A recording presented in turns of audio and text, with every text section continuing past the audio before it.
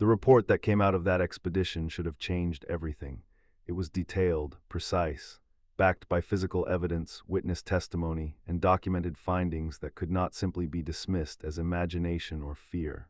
Victor Langston compiled every observation, every photograph, every fragment recovered from the mountains into a single account and sent it directly to state authorities. Sheriff Arthur Hale supported it fully. So did every man who had been there. They described the hidden shelters, the symbols carved into stone, the remains found deep inside the caves, the fragments of Elias Carter's belongings scattered across places that made no logical sense. And most importantly, the encounter. The lights, the voice, the warning. Langston did not exaggerate. He didn't speculate beyond what he could justify. His conclusion was simple, direct, and deeply unsettling. There was a hidden, organized group living in the remote regions of the Appalachian Mountains. They had existed there for a long time, possibly generations. They avoided contact with outsiders, and when their territory was disturbed, they acted. What exactly that meant, capture, removal, something else, remained unclear. But the disappearance of Elias Carter was no longer treated as an accident. It was something else entirely. Langston recommended a large-scale operation. Hundreds of men, proper planning, medical teams, researchers, not just a search and investigation. One that would finally uncover what was hidden in those mountains. The response took weeks, and when it finally came, it changed nothing. Resources were limited, the region was too remote. There was no conclusive proof of a crime that justified such a massive deployment. The official ruling was quiet, controlled. Elias Carter's case would be recorded as an unexplained disappearance, likely due to environmental hazards. No further action required. Just like that, it was over, at least officially. Langston didn't take it well. He had spent weeks in those mountains, seen things he couldn't easily explain, heard a voice that still echoed in his memory long after he left, and now all of it was being filed away like it never mattered. He considered going public, taking the story to newspapers, forcing attention onto it, but Hale stopped him, not out of fear for himself, but for what would come next. Because if the story spread, if people believed there was something hidden in those mountains, they wouldn't stay away. They would go looking, hunters, adventurers, men chasing stories instead of truth, and whatever was out there had already made it clear how it dealt with intruders. Reluctantly, Langston let it go, at least on paper. But he never truly left it behind. In the months that followed, he stayed in the region longer than necessary, speaking to older residents, listening to stories that had been passed down quietly for decades, sometimes centuries. And slowly, a pattern began to form. There had always been places people avoided, not because of animals, not because of terrain, but because of something else. Unspoken boundaries, trails that were never used, valleys no one entered. Not out of fear, but out of understanding. Some of the older locals didn't even question it. It was simply known. Stay out of certain areas, and you'd be fine. Ignore that rule, and the mountains would take you. There were older stories, too. Fragments of history that never made it into official records. Accounts of people who lived deeper in the mountains long before modern settlements reached the region. Not natives, not typical settlers, something different, isolated.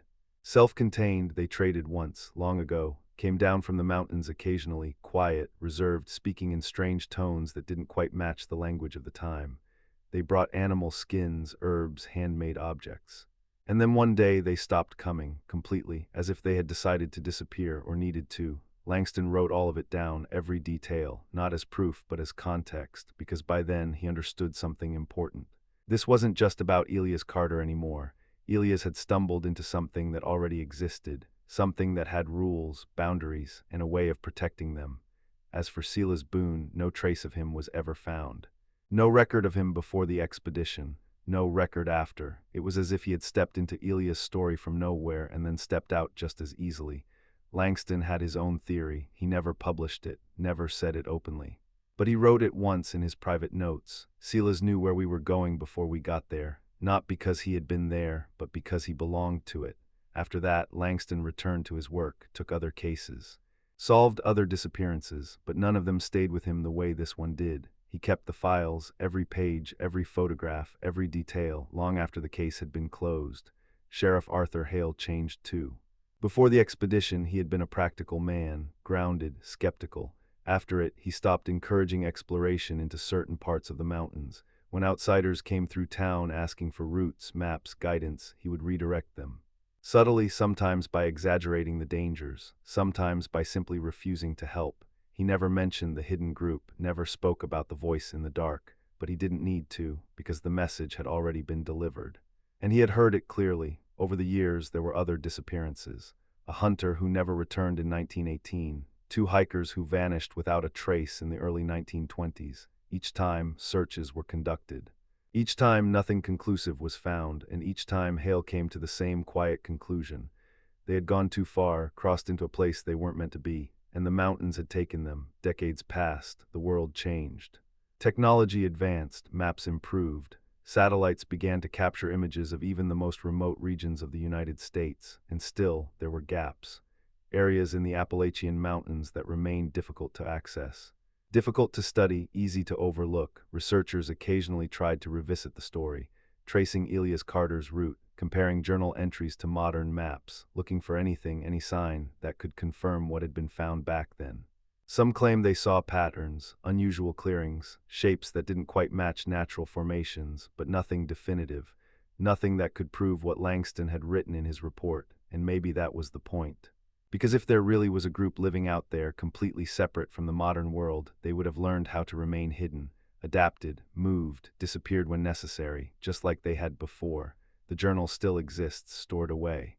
Pages worn with time but still legible, the final line unchanged. I hear them again, no explanation, no conclusion, just that, a fragment of a moment that no one else witnessed.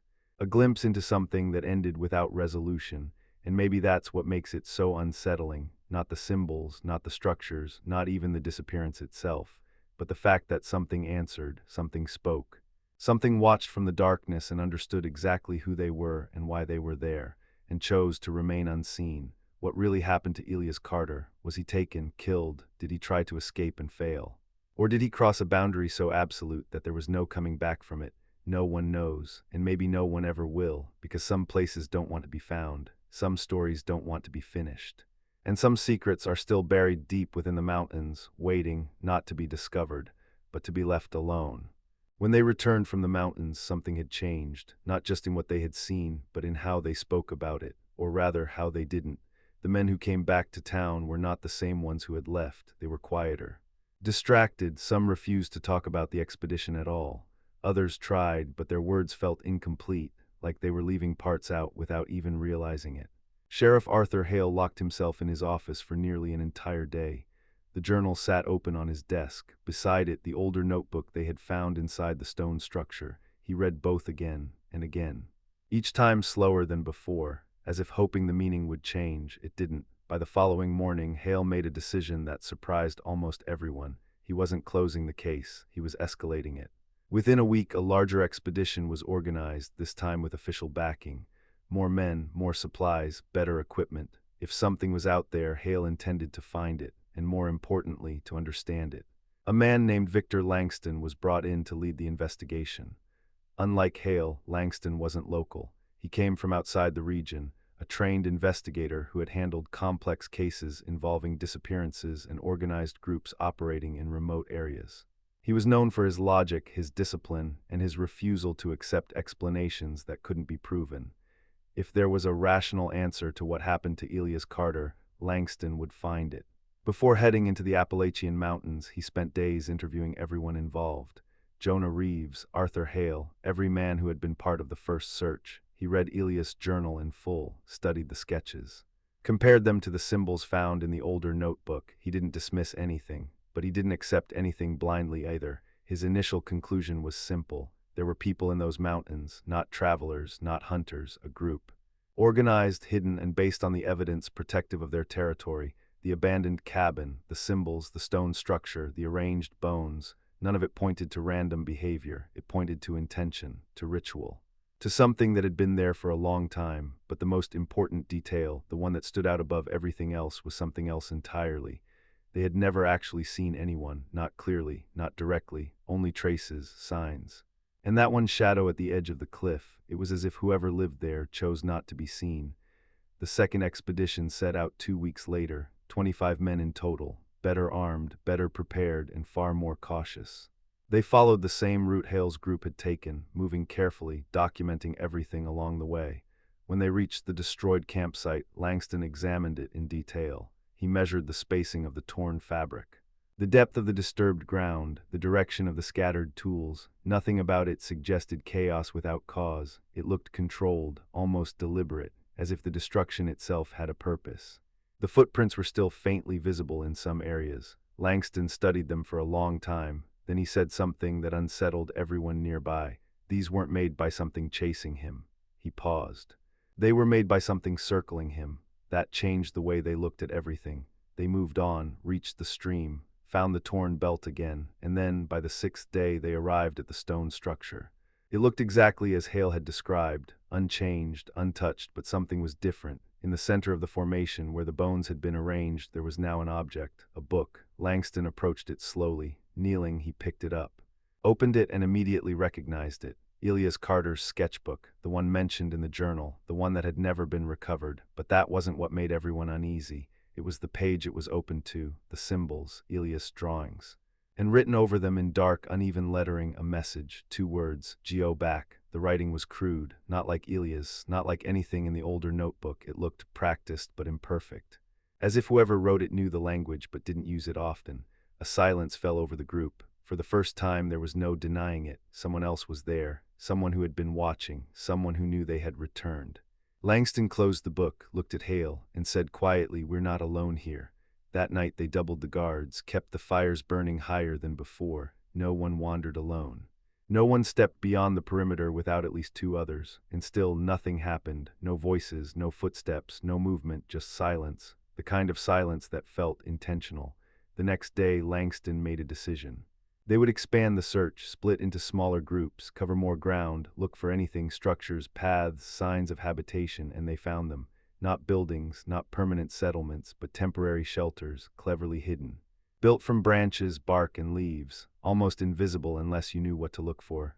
There were several of them, spread across the forest, connected by faint trails that twisted through the terrain in ways that only someone deeply familiar with the land could navigate. In one clearing, they found something that made even Langston hesitate. The shelters were arranged in a semicircle, facing a large, flat stone at the center.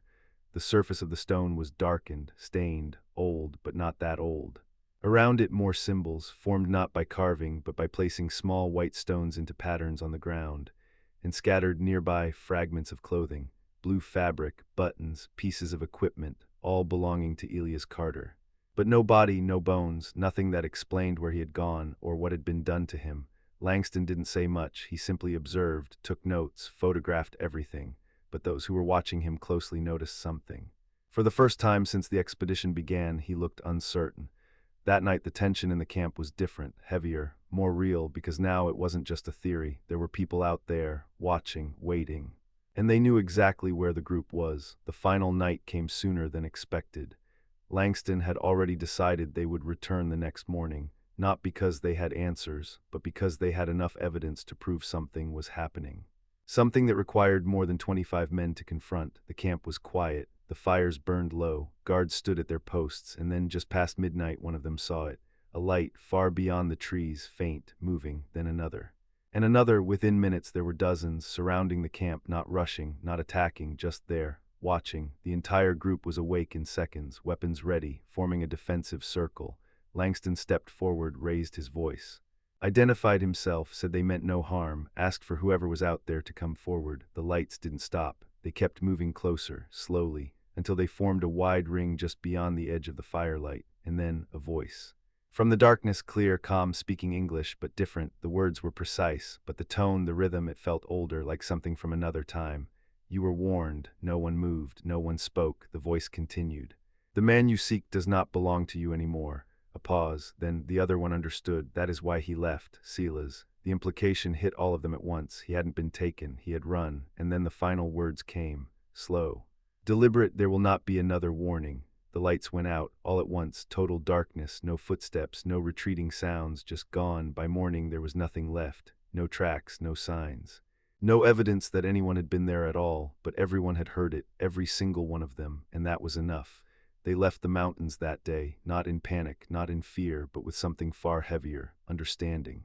Because whatever existed out there was real, was organized, and had made one thing absolutely clear: they were not welcome.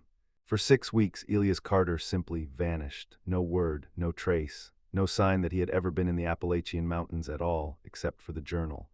It was found by a trapper named Jonah Reeves, a man who had spent nearly 40 years navigating those mountains. The kind of man who knew every ridge, every stream, every subtle shift in the forest. If something was out of place, Jonah noticed, and something was very out of place that day. He would later describe it as a trail that didn't belong. Not a proper path, not something worn down by animals or repeated travel. Just small, irregular signs, broken twigs at unnatural angles, patches of disturbed soil, scraps of fabric caught on thorns. At first he thought it might be the aftermath of an injured animal moving through the brush, but then he found the first piece of cloth, dark blue, torn cleanly as if caught and pulled with force. Jonah followed the trail. Not because he was curious, but because something about it felt unfinished, like it was leading somewhere it wasn't supposed to. The deeper he went, the quieter the forest became, not silent in the usual sense. There were still sounds, the occasional rustle of leaves, the distant trickle of water, but they felt distant, muted, like the forest was holding its breath. That's when he found the pack. Half buried beneath damp leaves, pressed into the ground as if it had been there for weeks. The leather was worn, stained by moisture, but still intact. Inside, he found the journal. Along with it, a set of surveying tools, a folded map marked with incomplete lines, and a small cloth bundle tied tightly with string. Jonah didn't open the bundle. He said later that he thought about it, but something told him not to. Instead, he took the entire pack and made his way back down the mountain without stopping. He didn't camp that night, didn't rest, he just walked. By the time he reached the nearest town, his face alone was enough to tell people that something wasn't right. The journal made its way to the local sheriff within hours. His name was Arthur Hale, a man known for being practical, grounded, not the kind to entertain stories about shadows in the woods or voices in the dark. At least not before he read the journal. He went through it slowly, page by page, sitting alone in his office late into the night. At first it looked like any other field log, technical notes, measurements, routine observations. But then he reached the middle, the cabin, the symbols, Silas Boone's disappearance, and then the later entries, the voices, the footprints, the stone structure. By the time he reached the final line, "I hear them again," Hale had stopped reading like a lawman and started reading like a man trying to understand something he couldn't explain. The next morning, he organized a search party, 12 men in total, not amateurs, not volunteers pulled in at random. These were locals who knew the terrain, hunters, trackers, men who had spent their lives in those mountains, and even they were hesitant. Some recognized the area described in the journal, or at least they thought they did. But no one said it directly, not at first. They set out 2 days later. The journey up took longer than expected. The terrain became more difficult the further they went, steeper inclines, denser forest, fewer recognizable paths. Several times they had to stop and reorient themselves, even with the journal as a guide. It was as if the land didn't want to be followed. On the third day they found the campsite, or what was left of it. The clearing was small, surrounded by tall pines that blocked most of the sunlight. At first glance, it looked abandoned, just another forgotten patch of ground in an endless stretch of wilderness, but the details told a different story. The tent was still there, torn, not collapsed from weather, not worn down over time. Torn, the fabric hung in uneven strips, the edges frayed in a way that suggested force, something pulling at it, not cutting. The stakes had been ripped from the ground, not loosened, ripped. Scattered across the clearing were pieces of equipment, utensils, tools, bits of cloth. None of it arranged in any kind of order. It wasn't a campsite that had been packed up.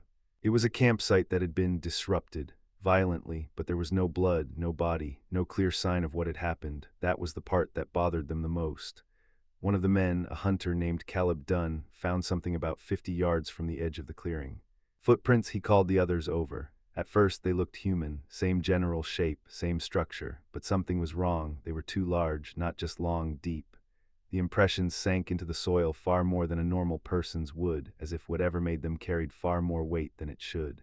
And the spacing between them, it didn't match a normal stride. The tracks circled the campsite, once, twice, 3 times, not randomly, deliberately, as if something had been observing, waiting. Hale didn't say anything at first. He just looked at the tracks, then back at the torn tent, then at the men around him, and made a decision. They would follow them. The trail led downhill, through thicker forest where the canopy above blocked almost all light. The air felt heavier there, damp and still. Even the sound of their own footsteps seemed muted. After nearly an hour, they reached a narrow stream cutting through a shallow canyon. That's where they found the second piece. A belt, leather, torn. still holding several of the tools Elias had been carrying. The damage was unnatural, not the kind of wear you'd expect from a fall or animal attack. The leather had been split apart, pulled, as if something had taken hold of it and forced it open. One of the men, an older tracker named Warren Pike, examined it closely. He didn't speak for a long time, then he said something quietly. This wasn't an accident, no one argued with him. By that point, they all knew it. Hale ordered half the group to head back down the mountain and bring reinforcements. The rest would continue, not because it was safe, but because stopping there felt worse.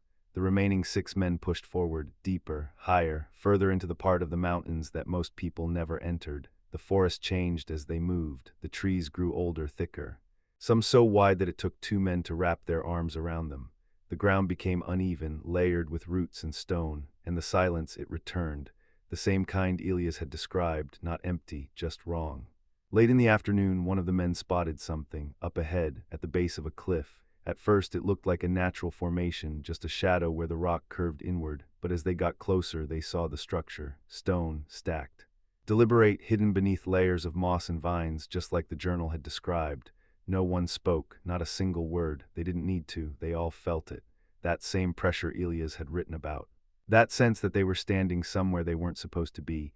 Hale was the first to move forward, slowly, carefully. The others followed. Inside, the air was colder, heavier. The walls were covered in symbols, hundreds of them, carved deep into the stone, and on the ground the circles, bones arranged with precision, animal remains mostly, but not all of them.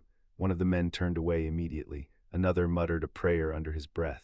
Hale stepped closer to the center, and that's when he saw it, something partially buried beneath dirt and debris, a small object. He knelt down, brushed it clean, and felt his chest tighten. It was a notebook, not the journal, something older. The pages were brittle, yellowed with age. The writing inside was uneven, cramped, and difficult to read, but unmistakably English. Hale flipped through a few pages, and whatever he saw there, he stopped, closed the book, stood up, and said only one thing: "We're leaving." No explanation, no discussion, just that. The others didn't argue, because they had seen his face. And whatever was written in that book, it had shaken him more than anything else they had found. They made camp at the base of the cliff that night, not because they wanted to, but because they had no choice. The descent in the dark would have been suicide. No one slept. Around the fire they sat in silence, each man lost in his own thoughts. Until sometime after midnight, when one of them heard something, movement above them near the structure. At first it was faint, just a subtle shift of stone, then another, and another. They all heard it. Hale grabbed his lantern and pointed it toward the cliff. The light barely reached the top, but for a brief moment they saw something, a shape standing at the edge, watching them, not moving, not hiding, just there, and then it stepped back. Into the darkness, gone, no sound, no trace, nothing. No one spoke after that, no one moved. They just sat there, waiting for something that never came. And when morning finally arrived, they didn't go back up, they didn't search further.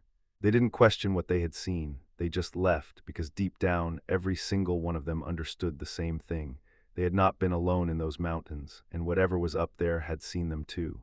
Elias Carter should have turned back the moment Silas Boone vanished. Every rational instinct, every ounce of training he had should have told him the same thing: leave, go down the mountain, report what happened, bring others back if necessary. That's what any experienced surveyor would have done, but Elias didn't, and the journal makes it painfully clear why. At first he tried to justify it. He wrote that Silas might still be nearby, possibly injured, possibly disoriented. That abandoning the search would mean leaving a man to die in the wilderness. He convinced himself that continuing forward was not reckless, it was responsible. But then, in the margins of that same page, written smaller and more uneven than the rest, there's a line that feels far more honest. "I need to understand what this place is." That curiosity, the same thing that made him good at his job, was beginning to take hold of him in a way he didn't fully recognize, and it was already too late. The following entries are different, not drastically, not at first, but something subtle begins to shift.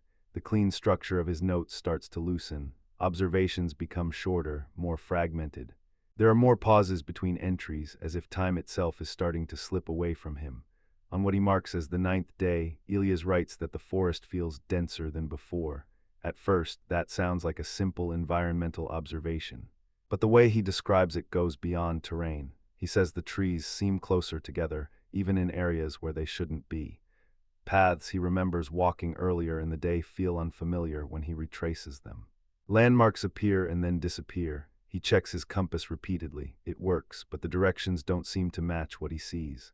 At one point, he writes that he walked downhill for nearly an hour, following the natural slope of the land, only to arrive back at his own campsite. He doesn't explain how, he just underlines the sentence once hard enough that it nearly tears the page. That night he hears the voices again. This time they're closer, not clear, not fully formed, but unmistakably human in rhythm.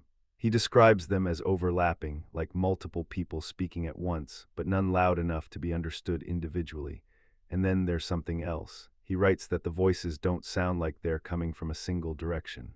They move, he says, or maybe I'm the one moving. He doesn't sleep that night. The next entry is written early in the morning, and for the first time, Elias admits something openly. I am being watched. There's no attempt to rationalize it. No scientific explanation, just a statement. He describes catching glimpses of movement between the trees, shadows that don't match the shape of branches or animals. At one point, he swears he saw a figure standing at the edge of his vision, completely still, and then gone the moment he turned to look directly at it. He begins marking trees as he walks, carving small, precise notches into the bark to track his path. Hours later, he finds one of those same trees again, but the mark is different, longer, deeper, as if something had altered it. He doesn't try to explain that either. By the 10th day, Elias stumbles upon something that changes everything. He describes it as a structure, but not like the cabin they found earlier. This one is made of stone, built directly into the side of a cliff, partially hidden by thick vines and layers of moss that suggest it has been there for a very long time. It's not large, maybe a few meters across, but it's deliberate. The stones are stacked carefully, forming a shallow, cave-like opening, and as soon as Elias sees it, he knows. This is the place. He doesn't explain how he knows. But he does. The journal entry from that moment is longer than any of the ones before it, but the handwriting is noticeably worse, uneven, rushed. There are ink smudges along the edges, like his hands weren't steady. He hesitates before entering, not out of fear, at least not in the way you might expect. It's something deeper. A sense that crossing that threshold means something, even if he doesn't fully understand what, but curiosity wins again. It always does. Inside, the air feels different. He describes it as colder, but not in temperature, more like a pressure. Like the space itself is heavier than it should be. The walls are covered in the same symbols he saw in the cabin. But here they're not carved into wood. They're etched into stone, deeper, more permanent, and far more numerous. Some are repeated over and over, forming patterns that stretch across entire sections of the wall. Others appear isolated, placed with intention in specific locations. Elias sketches as many as he can, but his notes become increasingly disorganized as he moves further inside. Then he notices the center of the structure. That's where things become impossible to ignore. Arranged on the ground are bones, not scattered, not random, placed, carefully positioned in circular patterns, each ring larger than the last. He identifies some of them as animal remains, deer, possibly bear, but there are others he can't immediately recognize. And at the very center of the formation, there's an empty space, as if something had once been there, or was meant to be. Elias writes that he feels sick, not from the sight itself, but from the realization that this wasn't natural. This wasn't decay or coincidence. Someone made this, and not recently. Then he finds something else. A small object partially hidden beneath a layer of dirt and debris near the edge of the circle. He doesn't describe it clearly. In fact, this is one of the most frustrating parts of the journal. He writes only a single line about it. I should not have touched it. There's no follow-up explanation, no drawing, nothing, just that sentence. And from that moment on, everything accelerates. The entries become shorter, more frantic. He starts hearing footsteps at night.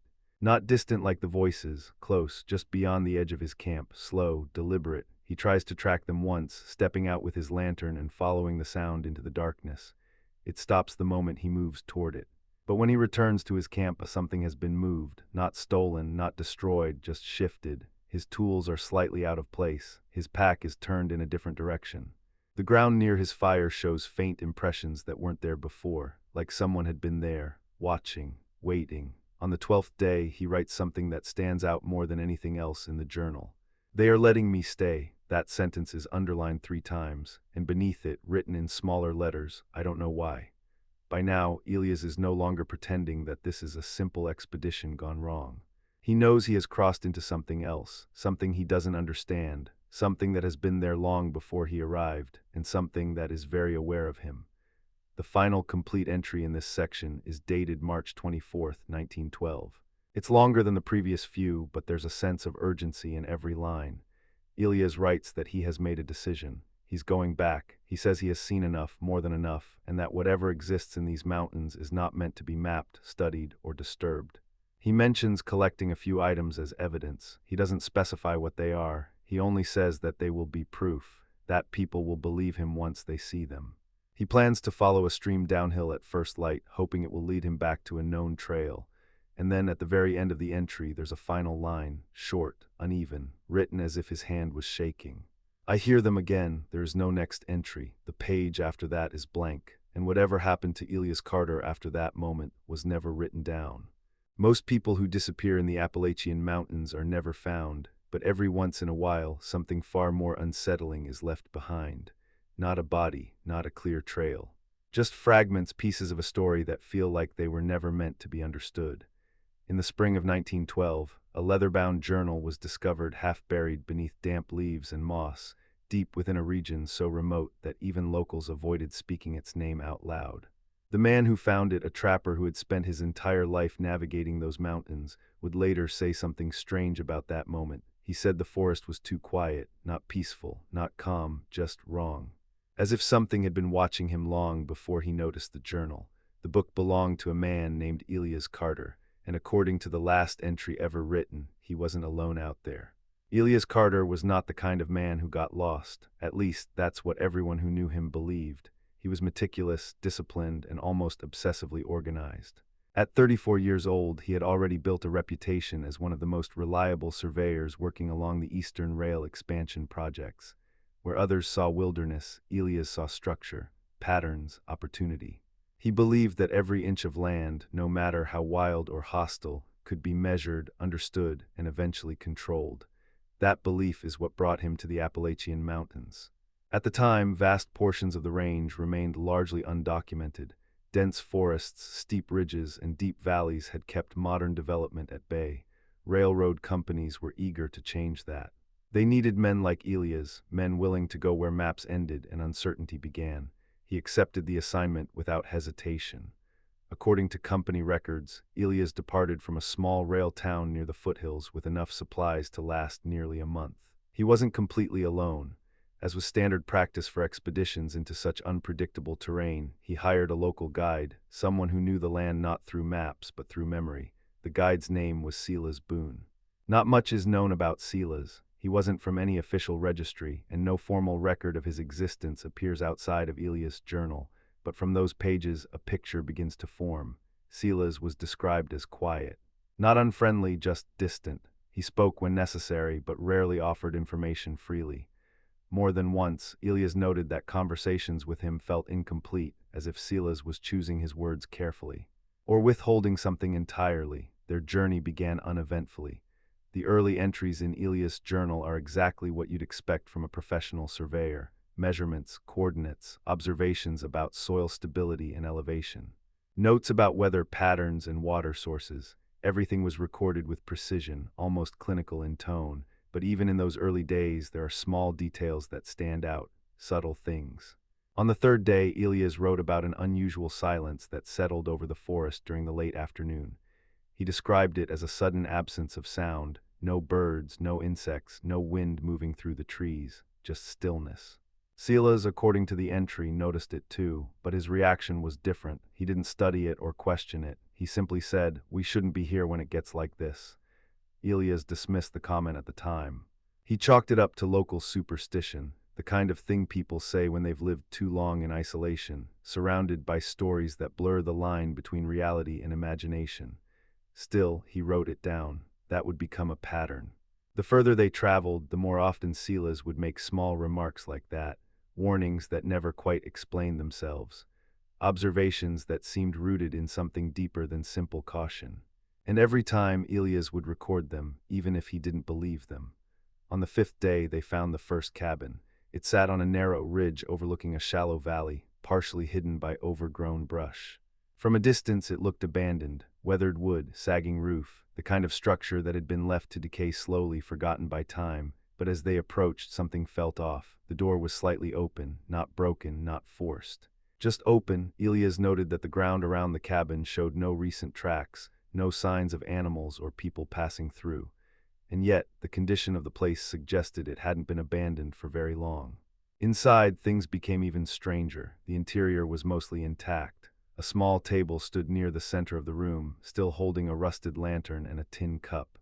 A blanket lay draped over a wooden cot, stiff with age but undisturbed. There were shelves along one wall holding a few scattered items, tools, jars, things that looked like they had been left in a hurry.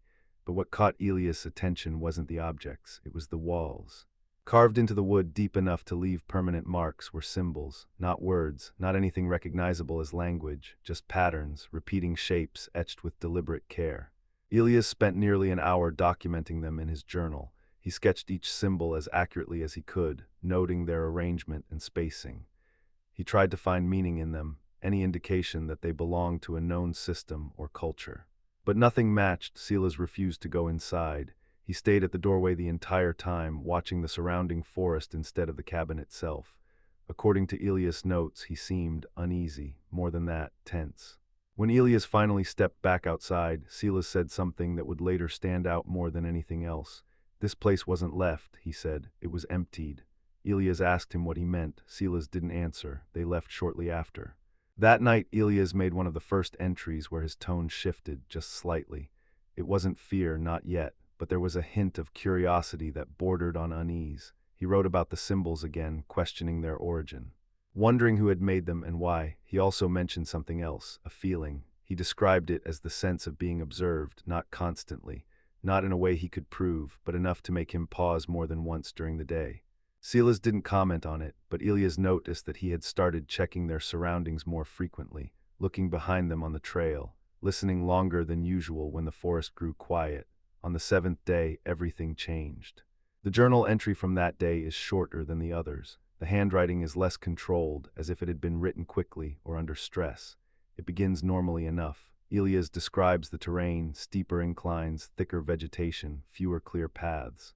He notes that they are moving deeper into an area that Silas had initially been reluctant to enter, and then halfway through the entry, the tone shifts. He writes that they heard something the night before. At first, it sounded like voices, distant, echoing, not clear enough to understand, but distinct enough to recognize as human. Elias assumed it might be other travelers or hunters moving through the mountains, but Silas disagreed. He said there were no settlements in that direction. No reason for anyone to be out there. Elias pressed him for more information. Silas hesitated, and then said something that Elias underlined twice in the journal. "Those aren't people you want to find." The entry ends abruptly after that. The next page begins with a single sentence. "Silas is gone." No explanation, no details, just that. Elias wrote that he woke up before sunrise to find the campsite empty. Silas's belongings were still there, his pack, his tools, even his rifle. Nothing had been taken. It was as if he had simply walked away. Elias spent the entire day searching the surrounding area. He called out, followed possible trails, checked nearby ridges and valleys. Nothing, no footprints, no signs of struggle, no indication of where Silas had gone or why. By evening, Elias made a decision. He would continue alone. That choice would define everything that came next, and based on what was written in the remaining pages of his journal, it was the last mistake he ever made.